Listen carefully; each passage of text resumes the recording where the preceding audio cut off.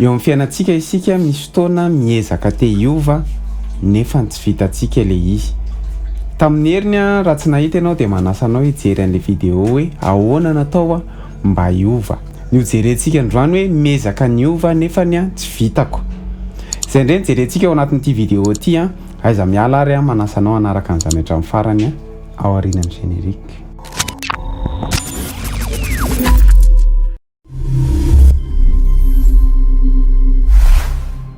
Manonona ny fiadanan'ny tompo amintsika rehetra tompoko ary misaotra anao manaraka hatrany ny pejy. Miezaka miova nefa tsy vitako.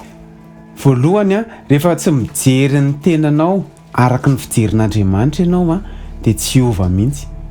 Hoe ahoana ianao amin'Andriamanitra? Ianao dia taranaka voafidy, olona masina ianao.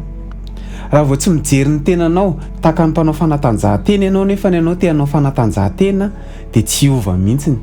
Raha vao tsy mahita ny tenanao hoe mahomby ianao dia tsy hahomby mihitsy amin'ny fiainana.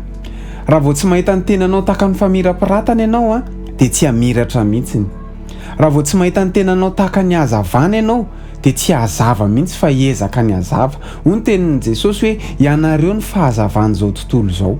Raha tsy izany dia hoenjehan'ny fisalasalana isika dia tsy hiova mihitsy.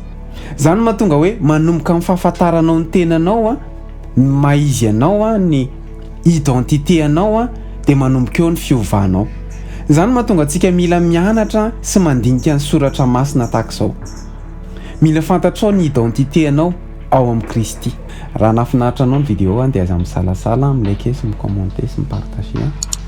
Dia raha mbola tsy abonné amin'ny page ianao dia manasa anao hisabonina amin'ny page. Manome fotoana antsika amin'ny herin'ny minute izao indray. Veloma tompoko.